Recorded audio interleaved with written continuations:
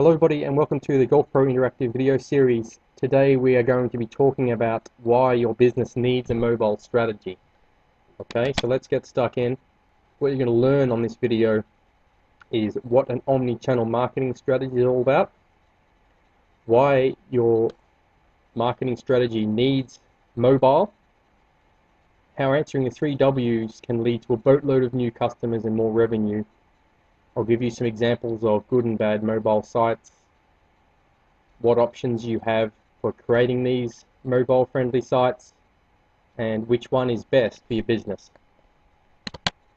So firstly, what is an omni-channel marketing strategy? So really it's all the different channels that you use to help engage and communicate with your customers. So there's a few there that you recognize and I'm sure you use quite extensively already.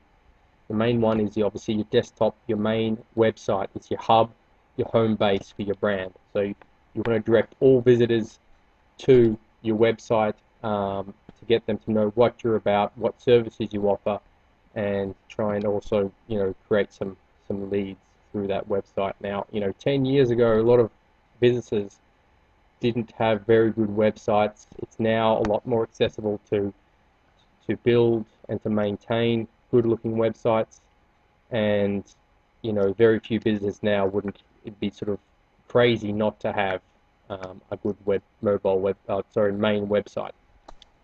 Offline strategy could be direct mail, it could be any marketing collateral you have at your POS, point of sale, in your golf store, at your golf academy. So I'm sure you guys do a lot of that, and I'm sure you do a lot of email marketing as well. It's a very popular and powerful way to engage and get your message across to your current customers. Social media, really no need to explain that one. Facebook, Twitter, YouTube, very powerful tools that we now use on a daily basis. Call center really just could be your telephone marketing, either cold calling, prospecting, or even inbound calls where you're getting queries through the phone about your services. You might want to train staff to have a sort of call script they use to answer the phone that will help convert those sort of queries. Ads, I'm sure that you're sort of doing some sort of advertising, whether it be online through social media or pay-per-click through Google, or even just offline with some flyers or print ads in magazines, newspapers. Now the main one we're going to be focusing on today is the mobile, and a lot of people have left the mobile off the table. Some might dabble a bit in the SMS text messaging. The problem with SMS now is the opt-in is getting really strict. You basically now have to get written consent from your customers to send them an SMS campaign. It's not even as basic as a double opt-in, which you're doing through your email newsletter. You basically need to get them to sign something to agree to be sending them stuff through their phones. Personally, I hate getting a lot of SMS-based marketing material. I find it really intrusive, and especially if I haven't opted in for it. So there's better ways. Yes, it can be really good for sort of confirmation of bookings. That's fine, but I'm talking about content and communication, and even sort of some promotional stuff through SMS. It's hard. It can be dicey. So that's what we're going to get stuck into, is developing a better sort of mobile strategy. So I'm sure you're using a number of those, as I said, and you'll know which ones work well at the moment. So why do we need the mobile segment in this marketing mix, the marketing strategy? Okay, so the data is showing that there's a growing trend towards mobile search. So this is people actively searching for your business through a search engine like Google, or even just through the sort of URL, the browser on their mobile phone. Up to 50% is now coming from a mobile device.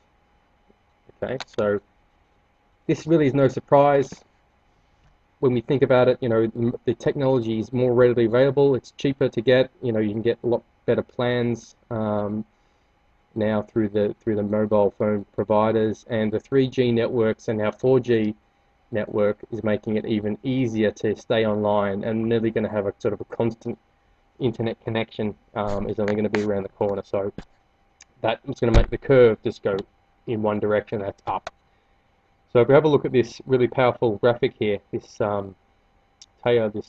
graph, we'll see that very soon in all industries, mobile search is going to take over that of its desktop counterpart. Now, if we're in the sort of leisure-based local business sector, and already that's hitting about 50%.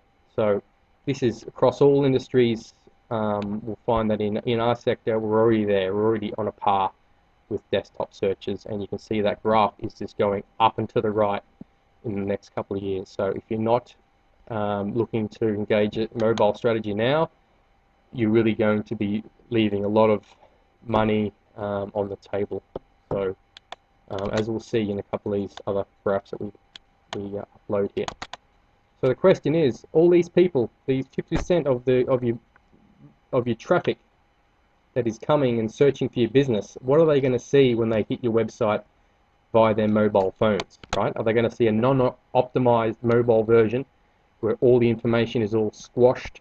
The buttons are so small they can't click on them. There's a load of pinching and grabbing they have to do to try and find the relevant content, and overall it's just a real nightmare to use. Or are they going to find a mobile optimized version with easy to see big buttons that is going to give them all the information they need to engage with your business?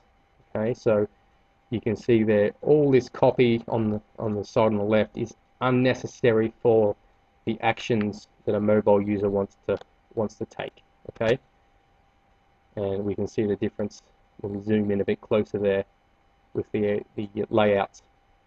Okay, now the goal of the mobile optimized website really is answering the 3 W's as quickly and as clear as possible. Okay, so the first one is what services do you offer? Do they solve the problems and fill the needs of that searcher? Okay, so you want to have that information readily available on the home page, so they can click that about button. It will tell you about the academy, and there'll also be a sub tab which will then give a breakdown of all the services I offer, and they can find that within 10 seconds. Okay, when do I have those services available? Do they sort of fit into the schedule of the searcher? Again, that is on the bottom of the directions tab. They click on that. Not only will they find the map, they'll then find all the opening hours. And leading on to that, that's a third W, is where. Where do the services? So what results can we achieve by being mobile friendly? So if we take a look at the actions being performed by mobile searches, we can see that the data is quite impactful. So 70% of people have connected with the business. This is either calling the business or looking up the business details through a map to get directions. So having those two big buttons, the click to call button and the map button, is really key to have that displayed on the home page very prominently. 66% of people have visited a business. This is either in store or via the website. Maybe they've gone back to your main website on their desktop to get some more granular information on what you can do for them. 23% of people have told others about your business. This is either by reading or writing a review or recommending your business to one of their friends, family, or colleagues. So having a social share or some sort of sharing option on the home page is really key to be able to get the word spread about your business and services. When people are willing to do that, if you solve their problems, they're happy to tell people about it. So make it readily available for them to do that. And we can see there 36% have made a purchase. This is either by making a purchase in store or making a purchase online by the mobile site, like either booking a lesson or buying a voucher. So that's quite a high percentage. 1 in 3 people have bought through the mobile site. Okay, so that number is only going to increase as adoption takes place with e-mobile commerce. And then if we wrap it up, we can see there that 95% of people have used a smartphone to find local information. 61% of users call a business after searching, right? So of those people who search to find your business, if it fits and suits their needs, 60% will go on to call or visit your business. So that's a high number. And of those 60%, 90%, so nearly all of those people will then take further action of some sort within 24 hours.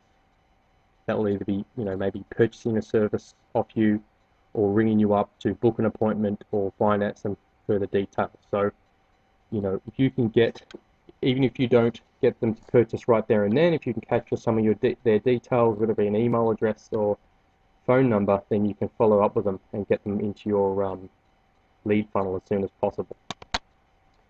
And then if you look at the effect on mobile friendly versus unfriendly, we can see there that 67% are more likely to buy one of your products or services if you have a mobile friendly site, and it's nearly the same.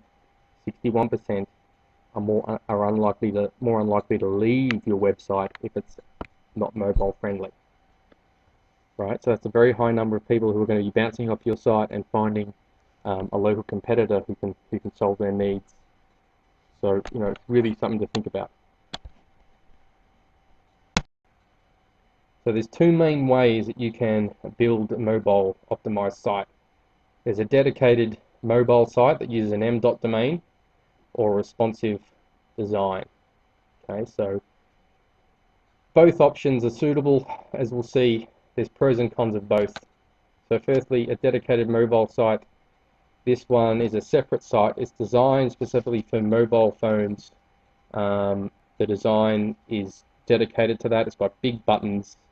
The home page is the UI of the home page is perfectly adapted to that. It's got a click to call features on it, a mobile map, everything you need for that. Now, the mobile sites are a separate site. It's a subdomain of your main site. Okay.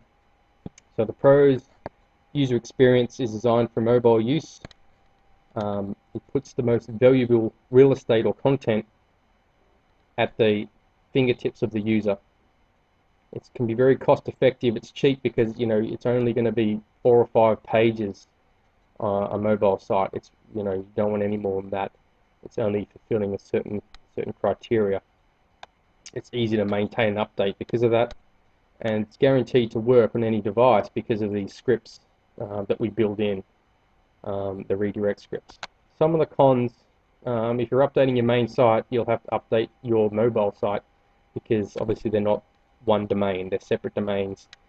So if you want to try and keep both uniform, you've got a bit of work to do with updating both, although it's not really necessary because they're sort of meeting different goals anyway.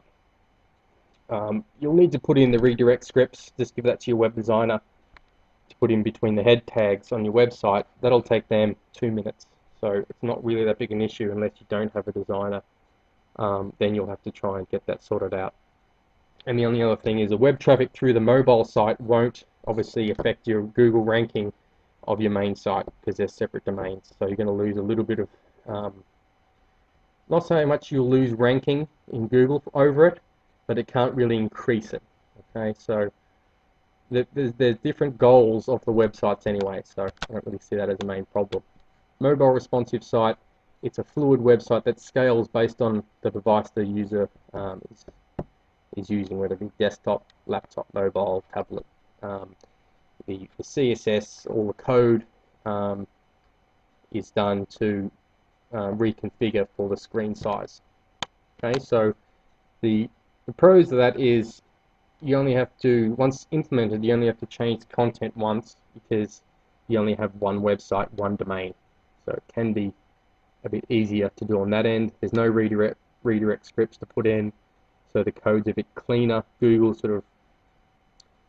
will prefer that over anything else because obviously it's cleaner, it's one URL, and there's less complexity to it. And any link sharing or backlinks that you're getting is going to help boost your Google ranking. But really, there's quite a lot of cons there. It can be very expensive to build a responsive site because every single page has to be hand-coded to put in all the queries and the scripts to customize the screen sizes. So there's a lot more code that has to be written, and because of that, it leads to a lot longer download times on the site. So when we're talking about the website wanting to be load quickly for a mobile user because they're very impatient, you've really got 10 seconds to engage the user and get them to find all the information you want. The last thing you want is to have your website taking a long time to load all the images, all the code, all the pages on a mobile. So it's quite a big thing that you want to avoid, which is hard.